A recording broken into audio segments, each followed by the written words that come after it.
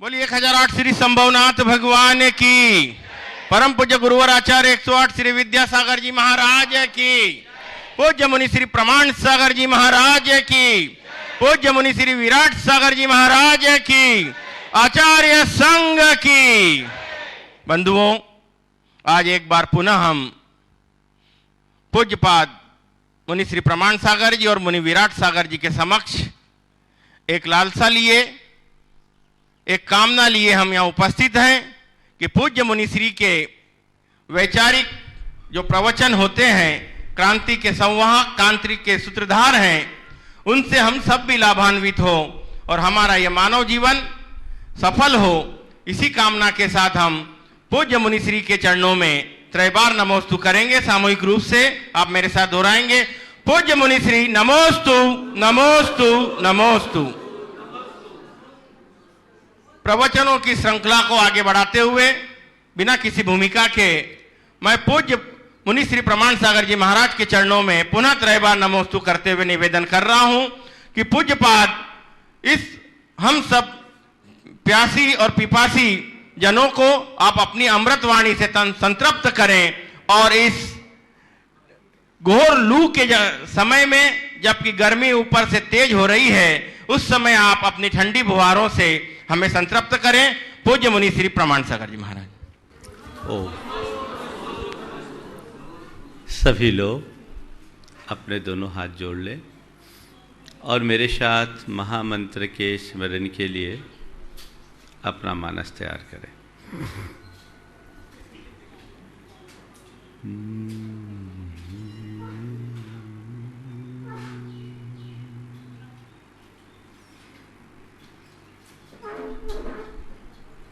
नमो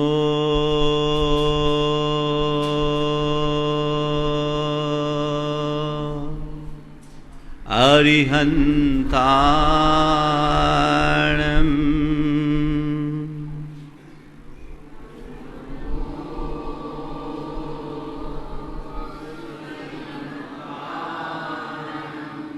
नमो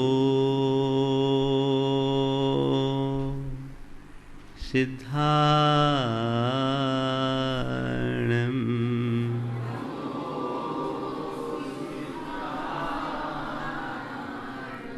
नमो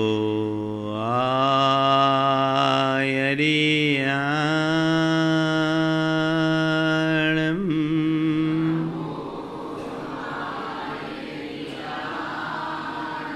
नमो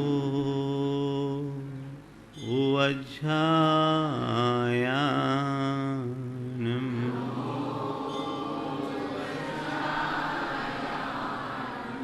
नमो लोये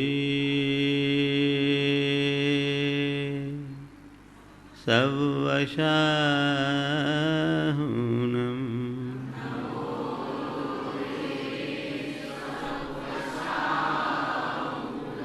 एसो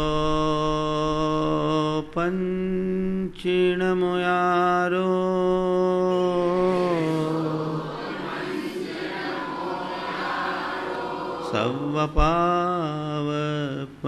सर्वपावपनाशनो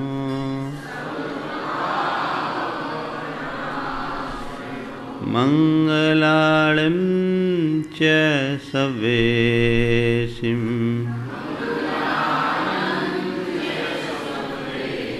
परमं हो मंगलम्।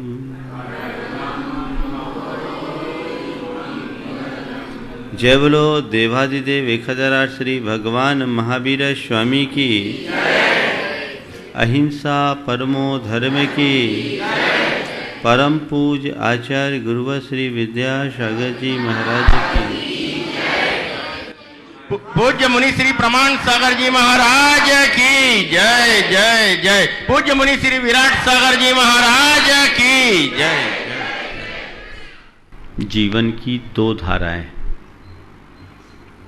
एक बाहर की ओर बहती है, दूसरी भीतर की ओर। बाहर की ओर बहने वाली धारा बहिर्जगत को ही सर्वस्व मानती है, लेकिन भीतर की ओर बहने वाली धारा हमें अंतर जगत का बोध कराती है। ये बात सही है कि हमारे सामने दो प्रकार के दृश्य उपस्थित होते हैं।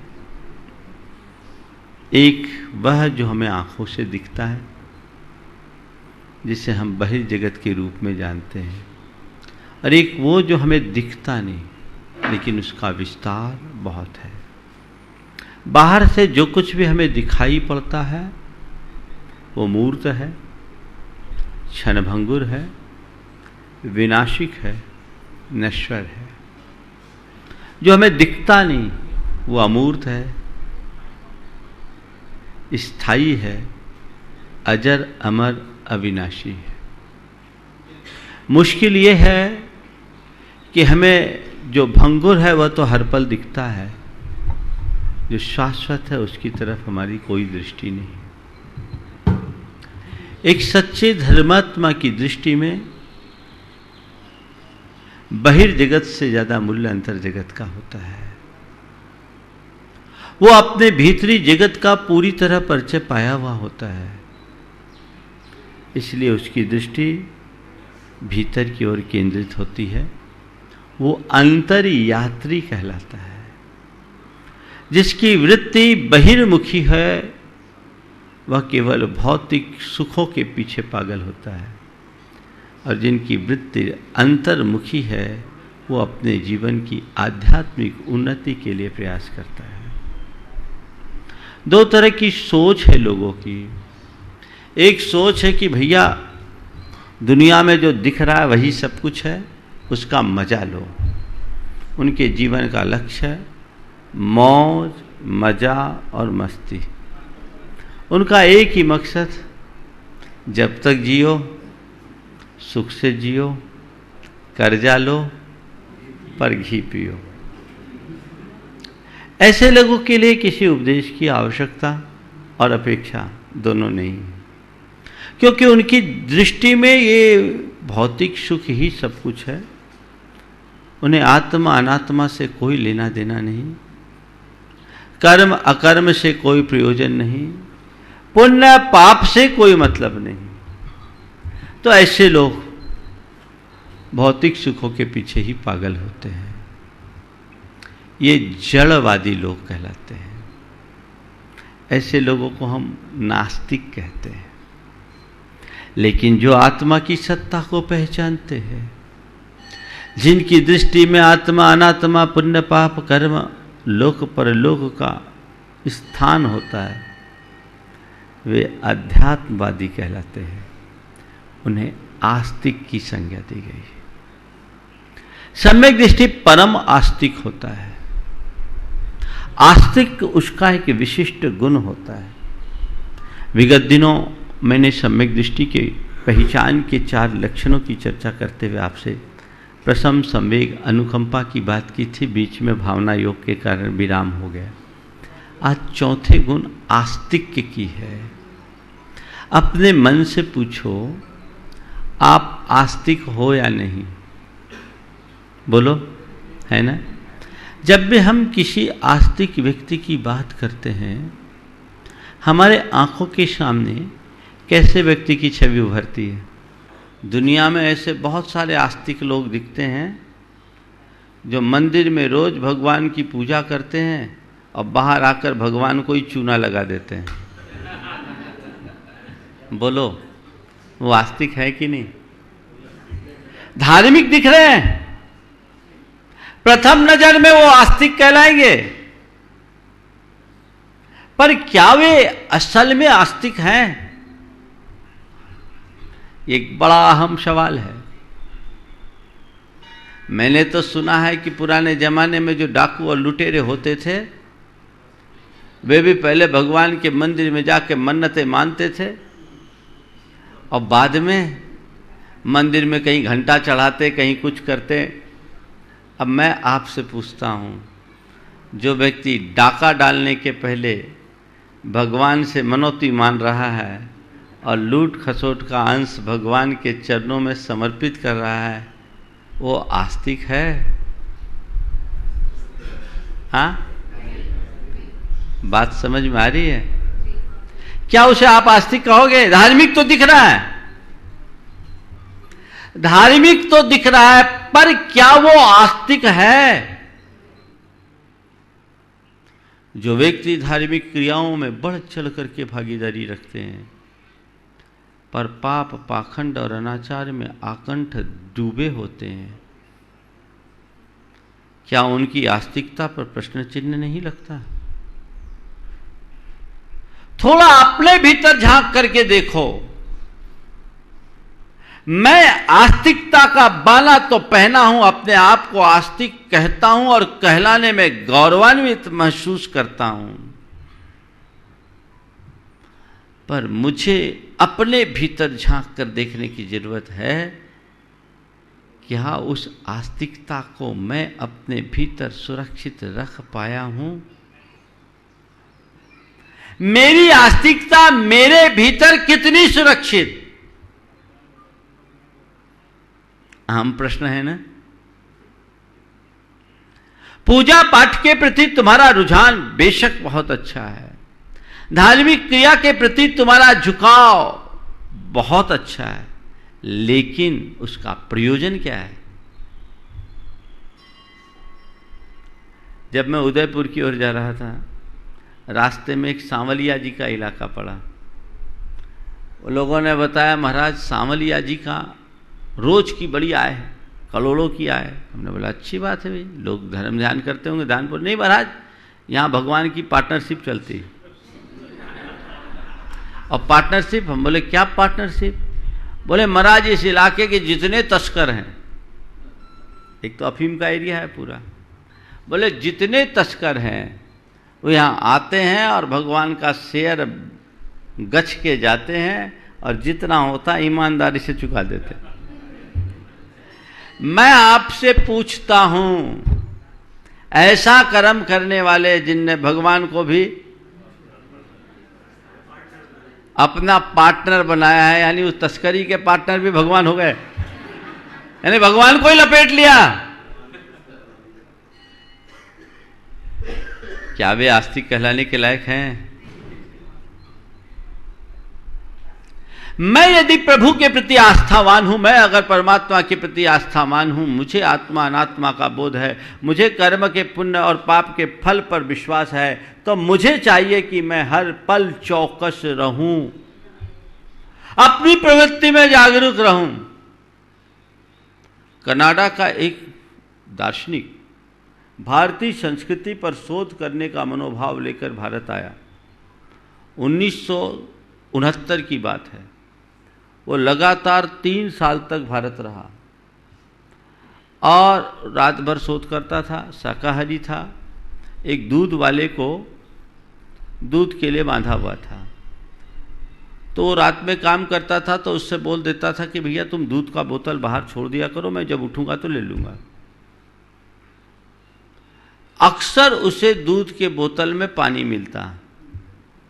उसने पूरा पेमेंट किया। अपना शोध पूर्ण करने के बाद उसने एक जो रिमार्क लगाया, वो सब भारतीयों पर एक करारा तमाचा बन गया। उसमें लिखा, भारत के लोग बड़े धार्मिक हैं, भारत के लोग बड़े धार्मिक हैं, वे अपने दिन की शुरुआत भगवान की पूजा के बिना नहीं करते, वे अपने दिन की शुरुआत भगवान की पूजा से करते और अपना ईमान वहीं छोड़ाते हैं।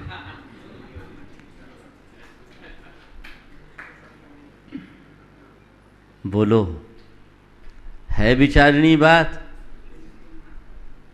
आप रोज मगन होकर के पूजा करते हो, और जितने मगन होकर के पूजा करते हो उतनी तल्लीन होकर पाप भी कर लेते हो। जब तुम्हारे हृदय में पाप करते हुए कंपन ना हो तो तुमने पाप को पाप कहां समझा? सच्चे आस्तिक होने का मतलब ही यही है कि मैं बुराई करूं नहीं, और यदि कदाचित बुराई करने का निमित्त भी आए तो अंदर से चित्त कांपे। कहीं ना कहीं दोहरापन है या नहीं? विचार करके देखने की जरूरत है, अपने अंदर में झांक कर देखने की जरूरत है। मैं अपने आप को आस्तिक मानकर कृतार्थ महसूस करता हूं, पर मेरी आस्तिकता कितनी खोखली है इसे देखने का प्रयास क्यों नहीं करता? खोखली आस्तिकता से क्या मिलने वाला है? सच्चे आस्तिक बनो। तुम धार्मिक रहो या न रहो, आस्तिक पहले बनो। अंदर के विश्वास के साथ अगर तुम्हारी धार्मिकता होगी तो थोड़ी सी क्रिया भी तुम्हें बहुत बड़ा परिणाम दे देगी, और अंदर के विश्वास के बिना की जाने वाली बड़ी बड़ी क्रिया का भी कोई परिणाम नहीं होगा।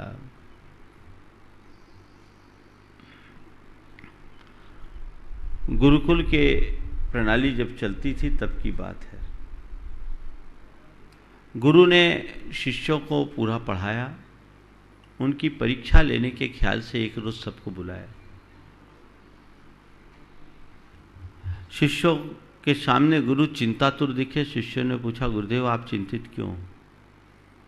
गुरु ने कहा, मुझे तो कोई विशेष चिंता नहीं, पर मेरी कन्या अब जवान हो गई, मुझे उसका विवाह करना है, चिंता केवल इस बात की।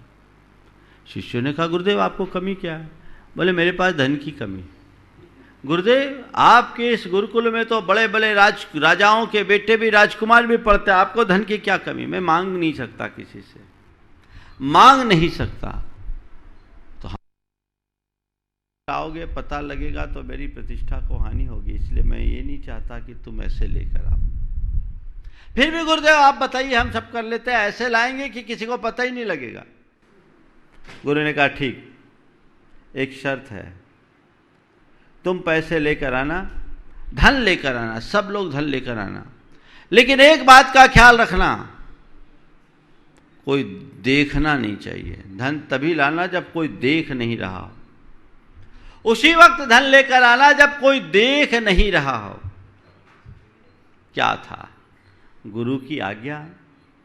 वर्षों तक जिससे अध्ययन किया और बड़े बड़े सेठ साहूकार राजाओं के बेटे जिसके यहां पढ़ रहे हैं, गुरु ने कहा अगले दिन अंबार लग गया, सबने विपुल धन सामग्री ला करके अर्पित कर दी। एक छात्र कुछ भी नहीं लाया, और वो वहां के नगर सेठ का बेटा था, एक पाई लेकर नहीं आया। गुरु ने पूछा, क्यों तुम कुछ लेकर नहीं आए? बोले, हाँ गुरुदेव नहीं ला पाए। बोले, क्यों? तुम्हारे घर में कुछ था नहीं? बोले, था तो बहुत। फिर क्या हुआ? बोले, आपकी शर्त पूरी नहीं कर सका। क्या तुम्हें एकांत नहीं मिला? बोला, कई बार मिला। एकांत नहीं मिला? बोला, कई बार मिला। फिर क्यों नहीं लाए? बोले, गुरुदेव वही तो बता रहा हूं, कई बार एकांत मिला, और एकांत का लाभ उठाते हुए मैंने धन उठाने की कोशिश भी की, इधर उधर देखा, मुझे लगा कि कोई नहीं देख रहा है, तभी मेरे अंदर से आवाज़ आई, और कोई नहीं देख रहा तो क्या हुआ? भगवान तो देख रहा है। गुरुदेव मैंने उसे वहीं छोड़ दिया। और कोई नहीं देख रहा है तो क्या हुआ? भगवान तो देख रहा है। गुरु ने कहा था कि ऐसा धन उठाना जिस पर किसी की दृष्टि ना पड़े। गुरुदेव मैं छोड़ आया, मुझे बहुत शर्मिंदगी है कि आपकी इच्छा की पूर्ति नहीं कर पाया। गुरु ने उस शिष्य को अपने छाती से लगा लिया और कहा, बस मुझे तेरी ही प्रतीक्षा थी, तेरी परीक्षा पूरी हुई तो उत्तीर्ण हो गया, बाकी सब फेल हो गए। मुझे धन की जरूरत नहीं थी, ये तो मैंने तुम लोगों की परीक्षा के लिए सब किया था। मैं आपसे पूछता हूं, जब कभी कोई दुष्कर्म करते हो, पाप करते हो, अनाचार करते हो, उस घड़ी मन में ऐसा आता है, और कोई न देखे तो क्या हुआ? भगवान तो देख रहे। हाँ, देख रहे, भगवान तो देख रहे। पर तुम लोग तो ऐसे हो, भगवान की आंख में भी धूल झोंक देते हो। वो गीत गाते हो ना, देते हैं भगवान को धोखा, हिंसा को क्या छोड़ेंगे। क्या स्थिति है तुम्हारी? तो कैसी आस्तिकता?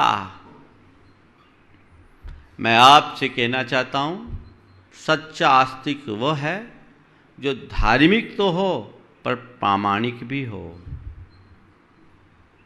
अगर तुम्हारे हृदय में सच्ची आस्तिकता होगी तो अनैतिकता और अप्रामाणिकता तुम में कभी हावी नहीं होगी। हृदय में धर्म होना चाहिए। तो मुझे तो लगता है कि दुनिया में बहुत से आस्तिक लोग प्रच्छन्न रूप से नास्तिक होते हैं और बहुत से ऐसे लोग जिन्हें लोग नास्तिक समझते हुए परम आस्तिक होते हैं। जिन्हें आप नास्तिक आस्तिक मानते हो प्रच्छन्न नास्तिक हैं और जिन्हें नास्तिक समझ रहे हो वो परम आस्तिक है। महाराज क्या बोल रहे हैं? हाँ मैं बोल रहा हूं, अनुभव बता रहा हूं आपको। मैं एक स्थान पर था, बहुत पुरानी बात है, 1992 की। एक बड़ा धार्मिक परिवार था, बड़ा घर था। घर के सारे लोग धार्मिक क्रियाओं से बहुत रुचिपूर्वक जुड़े थे, पर उस घर का एक व्यक्ति कभी मंदिर वगैरह में रुचि नहीं रखता था। वो आता नहीं था। घर भर के लोगों को यह शिकायत थी कि ये आता नहीं है, ये आदमी नास्तिक है। आप भी बोलते हैं नास्तिक है, अधर्मी है, पता नहीं कहाँ जाएगा, ऐसे ही तो आप बोलते हैं। एक रोज हमारा आहार हुआ। आहार के बाद वो आहार देख रहा था। आहार पूर्ण हुआ, बैकग्राउंड मालूम था। मैंने उसे अपना कमंडल पकड़ा दिया। अब मैंने पकड़ाया तो कमंडल तो उसने लिया, लेकर आया, बैठा। बैठते ही देर नहीं लगी कि घर भर के लोग कहे महाराज ये एकदम नास्तिक हैं, इनको आप रास्ते पे लाओ। उस व्यक्ति ने जो बात कही वो ध्यान देने लायक। बोले महाराज अगर इन लोगों का धर्म हमारे आस्तिक होने का प्रमाण है तो मैं नास्तिक रहना ही अच्छा समझता हूं। बात को थोड़ा गहराई से समझना। इन लोगों का धर्म अगर हमारे आस्तिक होने का प्रमाण है तो मैं नास्तिक होने में अपनी भलाई समझता हूं। मैंने कहा क्या मामला है? बोले महाराज ये मेरी भाभियां हैं ना, देखिएगा बहुत गहराई से सोचिए, सुनिएगा। ये मेरी भाभियां हैं, अष्टमी चौदस उपवास करती, अब प्राय अष्टमी चौदस को ही अपने खटिए की खटमल निकालती।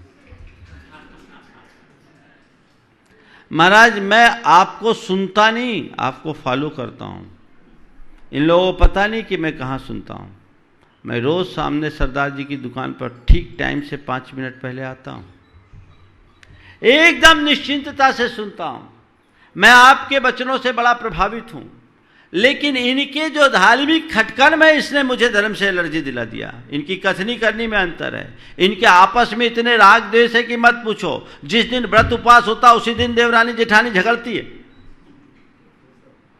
अब बोलिए, तुम्हारे अंदर कलुषता है, ईर्ष्या है, विद्वेष है, घृणा है, नफरत है, और तुम अपने आप को धार्मिक और आस्तिक मान करके अपने आप को कृतार्थ महसूस कर रहे हो। भीतर तो घुन लगा है, जीवन सफलीभूत कैसे होगा? वो तो खोखला ही होगा।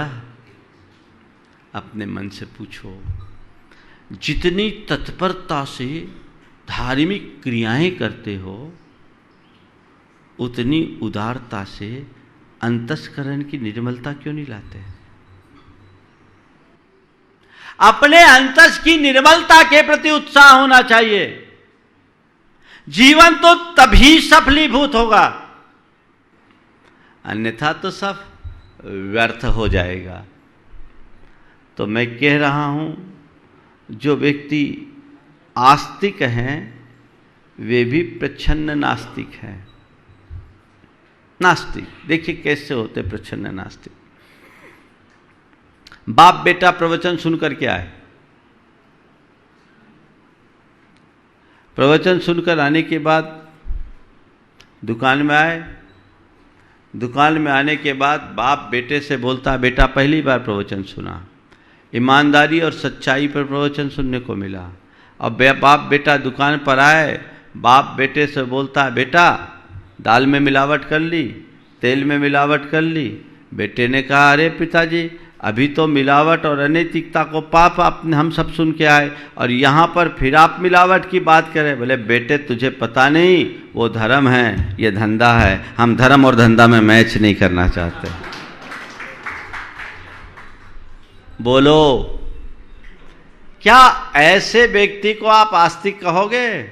सबसे आगे की पंक्ति में बैठा होगा, यहां वालों को नहीं बोल रहा हूं, मामला गड़बड़ हो जाए, पर आगे की पंक्ति में बैठा है, दुनिया की दृष्टि में बड़ा धर्मी है, पर अंदर वो प्रच्छन्न नास्तिक है। मेरी दृष्टि में नास्तिक से भी खतरनाक प्रच्छन्न नास्तिक है, क्योंकि जिसे हम नास्तिक समझते हैं उसके प्रति हमारा दृष्टिकोण अलग होता है, पर जिन्हें हम आस्तिक मानते हैं और वो व्यक्ति भीतर से नास्तिक निकल जाता है तो हमारे लिए बड़ा भयावह हो जाता है। जहां सामने गड्ढा दिख रहा है, वो गड्ढा दिखेगा, हम सावधान होकर चलेंगे, लेकिन जो गड्ढा घास फूस से ढका हुआ है, गड्ढा जैसा दिख नहीं रहा, वहां पैर रखेंगे, धम्म से गिरेंगे, है ना। आजकल ऐसे लोग बहुत है, संत कहते नहीं। जिन्हें तुम आस्तिक मानते हो वो भी भीतर से प्रच्छन्न नास्तिक निकल सकते हैं, और जिन्हें तुम नास्तिक मान करके चलते हो उनके भीतर भी आस्तिकता पनप सकती है। आस्तिकता और नास्तिकता का संबंध हमारी क्रियाओं से ज्यादा हमारी भावों से है। मेरे अंदर के भाव कैसे हैं? अगर मेरे भावों में वो निर्मलता होगी तो मैं कोई क्रिया न भी करूं तो मेरी आस्तिकता पलेगी। अब भाव दूषित हैं तो कितनी भी अच्छी क्रिया क्यों ना करूं, मैं नास्तिक ही कहलाऊंगा। आस्तिक के गुण सम्यक दृष्टि का एक विशिष्ट गुण है। इसे हमने केवल उथले स्तर पर समझने की जो भूल की है, आज वो भूल सुधर जानी चाहिए कि मैं केवल आत्मा अनात्मा की बात को महत्व देने लगूं, कर्म को मानने लगूं, पुनर्जन्म को मानने लगूं तो मैं आस्तिक हो गया, धार्मिक क्रियाएं करने लगूं, आस्तिक हो गया। नहीं, जब तक ये बातें केवल उथले स्तर पर होगी हम नास्तिक हैं। उसे गहराई से समझो। एक व्यक्ति का पति घोर नास्तिक था, उसने कभी भगवान का नाम नहीं लिया। पत्नी बड़ी धार्मिक थी, वो किसी भी तरीके से अपने पति को आस्तिक बनाना चाहती थी। एक रोज रात में पति के मुख से हे परमात्मा निकल गया, हे भगवान निकल गया। पत्नी की नींद खुली और एकदम चमक उठी, वाह चलो सपने में ही सही भगवान का नाम तो लिया, सपने में ही सही भगवान का तो नाम लिया। उसने पति को जगाया, आज गजब हो गया, आज गजब हो गया। पति ने पूछा क्या हो गया? बोले आपके मुख से भगवान निकल गया। अच्छा, मेरे मुख से भगवान निकल गया? उसने कहा अरे जिस भगवान को मैं अब तक अपने भीतर छिपाए था वही निकल गया, तो अब जीने का क्या मतलब? वो आदमी मर गया। जिस भगवान को अपने भीतर अब तक छिपाए रखा वो ही निकल गया, तो जीने का मतलब क्या है? वो आदमी वहीं मर गया। अब बोलो, ऐसा आदमी आस्तिक है या नास्तिक? हाँ, है ना? आस्तिक की परम आस्तिक? थोड़ा अपने आप को कंपेयर करो। हम लोग तो भगवान को मानते, मौका बदल जाए, मौका ना अगर मतलब पूरा ना हो तो भगवान को भी बदल देते। हमारी आस्थाएं तो पल पल में बदल जाती है, बढ़ जाती होता है। कितनी बड़ी बात कही कि जिस भगवान को मैं अपने हृदय में आज तक छिपाए रखा वही निकल गया, तो जीने का मतलब क्या है? मैं आप सबसे एक सलाह देता हूं।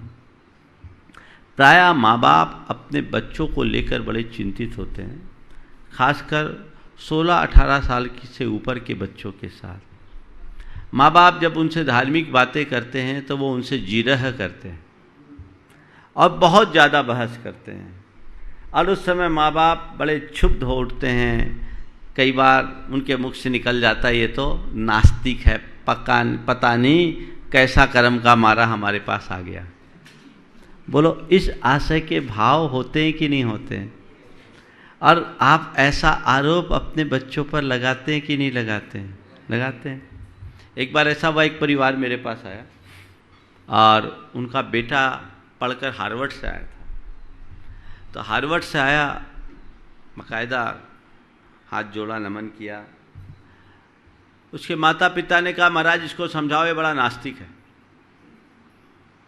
इसको समझाओ, ये बड़ा नास्तिक है। मैंने लड़के की तरफ देखा और कहा, तुम लोग गलत हो, ये नास्तिक हो ही नहीं सकता, नास्तिक होता तो यहाँ आ ही नहीं सकता। ये नास्तिक कहाँ है? इसकी भावभंगिमा बोल रही, इसके प्रति आस्था है, लेकिन हाँ, ये हर चीज़ को तर्क की कसौटी पर कस करके करना चाहता है।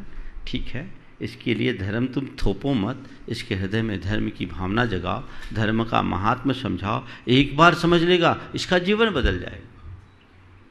मैंने उस युवक से बात किया बाद में अकेले में। मैंने पूछा, क्या बात है? तुम्हारे माता पिता तुम्हारे बारे में कहते? बोले, नहीं महाराज, मेरे धर्म के संस्कार है, धर्म को मैं मानता हूँ, अच्छी बात है, लेकिन इन लोगों में जो धर्म देखता हूँ तो मुझे लगता है धर्म को काम का ही नहीं। बोले, महाराज मेरे पापा मम्मी रोज़ सुबह 5 बजे मंदिर जाते हैं और 9 बजे के बाद लौटते हैं और रास्ते में झगड़ना शुरू कर देते हैं।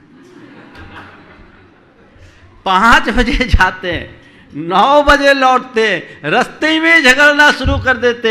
महाराज कोई क्षमता नहीं, कोई शांति नहीं, आकुलता चरम पर, पाप पुण्य का कोई बोध नहीं, तो इस धर्म में क्या रुचि रखूं? बोलो। तो ये बोलते तो मैं कह देता हूं, आपका धर्म मुझे पसंद नहीं आता। और फिर महाराज ये जब ज़्यादा बोलते तो मुझे भी थोड़ा चिढ़ाने में आनंद आता। कुछ बच्चे ये भी करते हैं, जब आप किसी के पीछे ज़्यादा पड़ जाते हो ना, तो बच्चे फिर माँ बाप के सामने उल्टे सीधे तर्क रखते हैं और तर्क रख कर उनको चुप करते हैं। उनका उद्देश्य माँ बाप को नीचे दिखाने का नहीं है, उनका उद्देश्य माँ बाप को थोड़ा सा चिढ़ाने का रहता है। ये हमारा एक्सपीरियंस कहता है। उनके अंदर आस्था है, वो जिस चीज़ के लिए नकार रहा है वो अंदर से नहीं नकार रहा, ऊपर ऊपर से नकार रहा है। भीतर से स्वीकार भाव उसके अंदर है, वो संस्कार उसके अंदर है, प्रकट नहीं हो रहा है। तो मैं आपसे कहता हूँ, अधीर मत होना। जो नास्तिक दिख रहा है कोई जरूरी नहीं कि नास्तिक। एक जगह एक डिबेट हुआ परमात्मा के अस्तित्व को लेकर, और डिबेट में एक युवक ने ऐसी तर्कना रखी कि 5000 लोग उस डिबेट से प्रभावित होकर आस्तिक से नास्तिक बन गए। खंडन कर डाला, परमात्मा है ही नहीं, ये सब गप्प है। जबरदस्त तर्कना, उसको अवार्ड मिला, लोगों ने बधाइयां दी। क्या बात कहा, कैसे बोल दिया, क्या गजब की बात की, तुमने बोला कैसे? बोले, सब परमात्मा की कृपा से। बोला कैसे? परमात्मा की कृपा से ही बोला है। अब बोलो, वो आस्तिक है कि नास्तिक? बात समझ में आ रहा है? ये बहुत संवेदनशील बात है।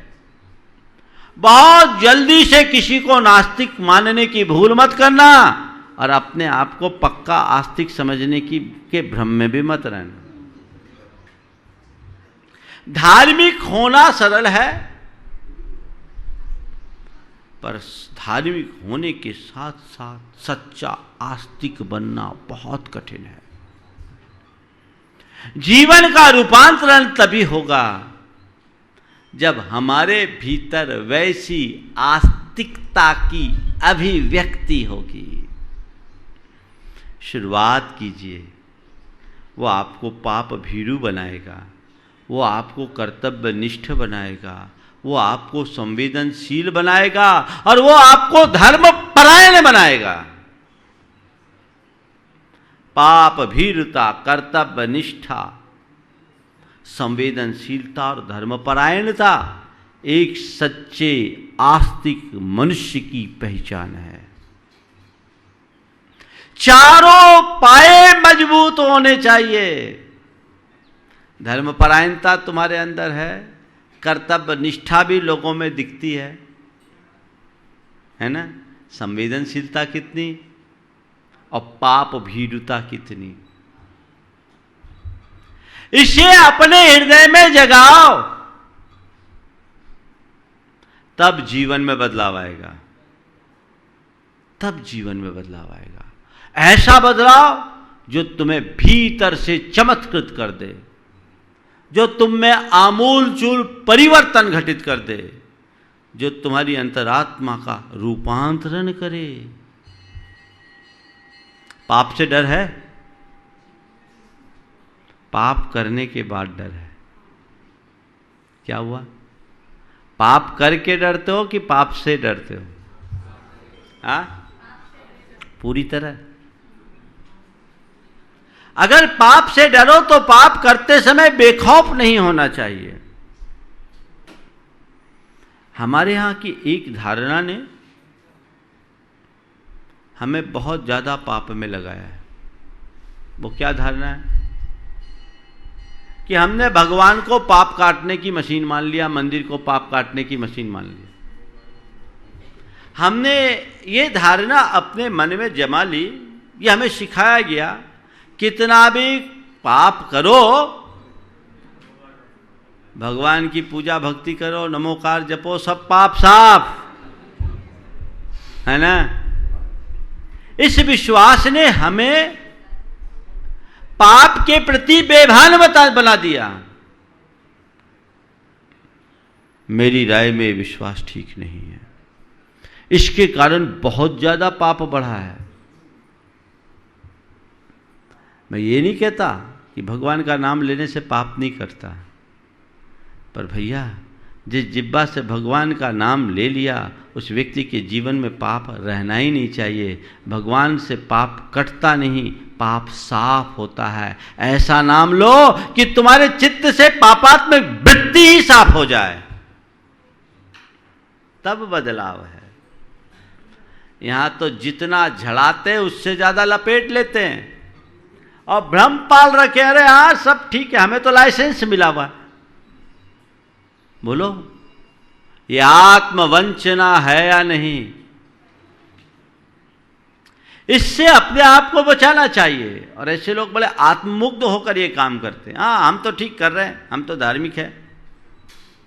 नहीं,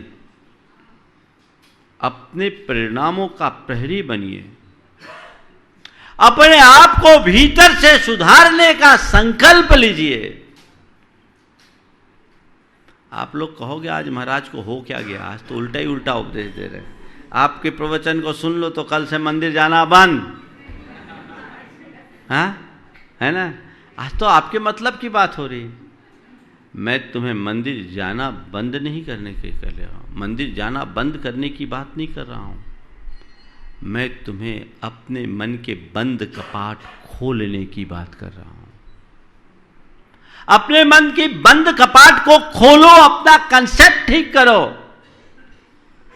मैं पाप काटने के लिए धार्मिक नहीं बना हूं, मैं पाप त्यागने के लिए धार्मिक बना हूं, अपने जीवन को बदलने के लिए बना। मुझे पाप त्यागना है तो जीवन में आगे बढ़ेंगे। एक और विश्वास, अरे भैया जीवन में कितनी भी मुसीबत हो भगवान संभाल लेंगे, ये भी है ना हम लोगों के साथ। और ये तो बचपन से सिखाया जाता है, एग्जाम हो जा पहले मंदिर जा तो पेपर ठीक जाएगा, रिजल्ट खुलना है जा पहले मंदिर जा, फिर और दिन जाओ या न जाओ, रिजल्ट खुलने के दिन तो बच्चा मंदिर जाता है। हालांकि माँ बाप का प्रयोजन किसी बहाने कम से कम मंदिर जाए, संस्कार देने का प्रयोजन, लेकिन ये तरीका ठीक नहीं है, ये हमें लालची बना दिया। और ऐसा करने से यदि हमारा काम बन गया तो हम तो भगवान के परम भक्त, नहीं तो विभक्त। फिर इधर से उधर, उधर से इधर, हमारा प्रयोजन ही बदल जाता है।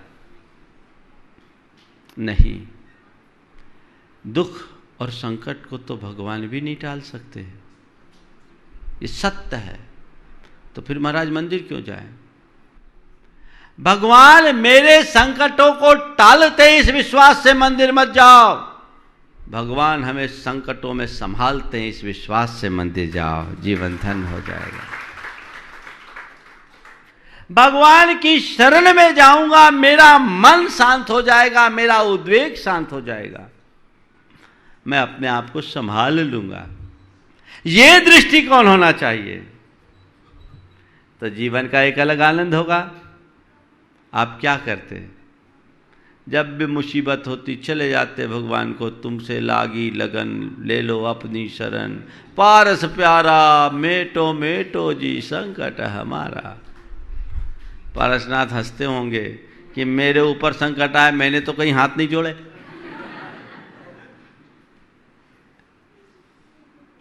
तो महाराज दुख संकट आए तो भगवान की शरण में नहीं जाए, जाओ, मना नहीं है।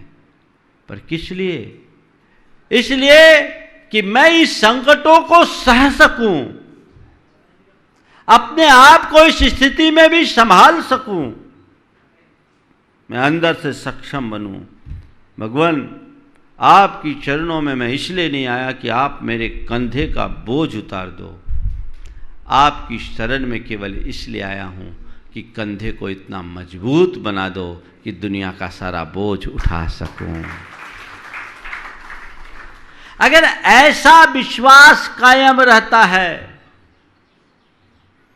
तो मन कभी नहीं डगमगाता।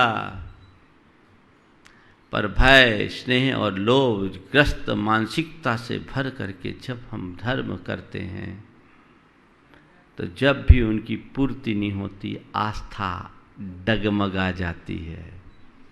होता है, कई लोग आस्तिक से नास्तिक बन जाते हैं। एक व्यक्ति के मित्र ने कहा, महाराज मेरा एक मित्र था, बड़ा धार्मिक था, लेकिन उसके बेटे का, जवान बेटे का वियोग हो गया। 19 साल का बेटा ट्रक एक्सीडेंट में मर गया। तब से वो एकदम नास्तिक बन गया। नास्तिक बन गया, बोले धर्म में देख लिया कुछ नहीं बचा रखा, हमारा बेटा मर गया, जवान बेटा मर गया, तो भगवान ने हमको दिया क्या? वो नास्तिक बन गया। मैंने कहा वो आस्तिक बना ही नहीं था तो नास्तिक क्या बनेगा? वो तो पहले ही से नास्तिक था। उसे अगर वस्तु स्वरूप का ज्ञान होता तो इस तरह की दशा ही नहीं होती। वो सोच रहा है कि बेटा मर गया तो भगवान ने मारा, भगवान का ये काम बचा है कि मारने का?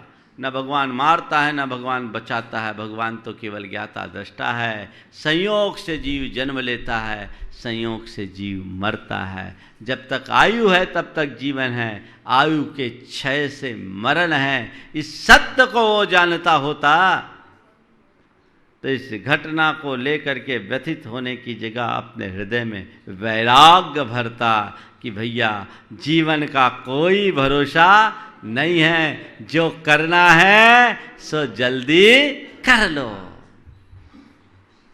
ये सोच लेकर के चलते तो जीवन महान होता, हम अपने जीवन को आगे बढ़ा पाते। लेकिन ऐसी सोच कहाँ है? कहाँ है? पहले से अगर ये बातें समझा दी जाती तो शायद ऐसी घड़ी में वो अपने आप को संभालता। सच्ची आस्था रखिए, सच्चे तरीके से आस्तिकता को अपना करके चलिए तो जीवन हमारा ऊंचा उठेगा। हम परम आस्तिक बनकर अपने जीवन के परम धर्म को प्राप्त करने में समर्थ हो सकेंगे। तो पाप से डरिए, कर्तव्य निष्ठा रखिए, धर्म परायण रहिए और संवेदनशील बनिए। ये आस्तिक होने के मूल आधार हैं। अपना कर्तव्य दृढ़तापूर्वक निभाएं, धार्मिक क्रियाओं में कहीं पीछे न रहें, अपने समय, सुविधा और संसाधनों के अनुरूप, शक्ति के अनुकूल आप काम कीजिए और हृदय को संवेदनशील बनाइए। अपने समान अन्य प्राणियों की आत्मा के अस्तित्व को मानना हमारी आस्तिकता का व्यवहारिक लक्षण है। सास्तित्व की भावना, जैसे मेरे प्राण वैसे अन्यों के प्राण, जैसे मैं अपने प्रति गंभीर और संवेदनशील हूं, अन्य प्राणियों के प्रति भी होना चाहिए। ये बात गहराएगी तो जीवन में बहुत बड़ा परिवर्तन घटित हो जाएगा। ये आस्तिकता हमारे भीतर घटित हो। एक दार्शनिक था, उसका भगवान के प्रति कोई विश्वास नहीं था,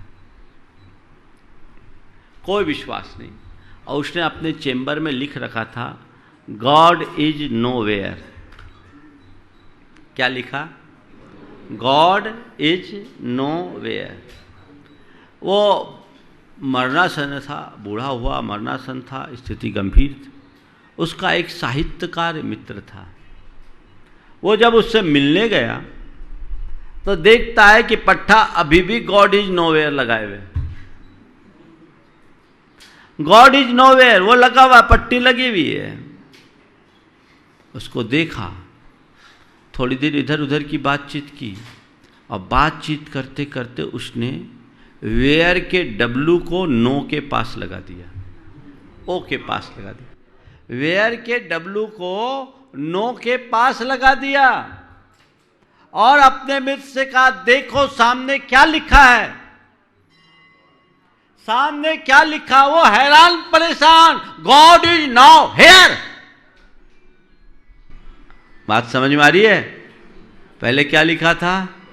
गॉड इज नोवेयर। अब क्या हो गया? God is now here.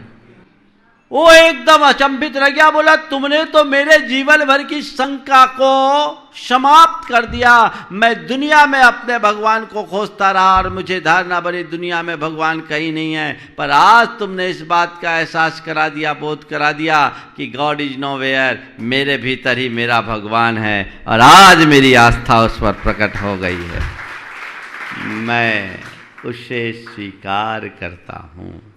अपने भीतर के परमात्मा को पहचानो, उसके प्रति आस्थावान बनो, और ऐसा कोई आचरण न करो जिससे उनके साथ किसी प्रकार का छल या धोखा होता हो, तो हम अपने जीवन को आगे बढ़ाने में समर्थ होंगे। तो प्रशम, संवेग, अनुकंपा और आस्तिक्य, आज आस्तिक्य गुण के विषय में मैंने एक नया दृष्टिकोण प्रकट किया है। आप लोग गंभीरता से इस पर विचार करेंगे। आने वाले 7 तारीख को श्रुत पंचमी का दिन है। हमारी सांस्कृतिक दृष्टि से वो हमारा सबसे महत्वपूर्ण दिन, क्योंकि उस तिथि में हमें आगम मिला। आगम यानी हमारी आँख मिली।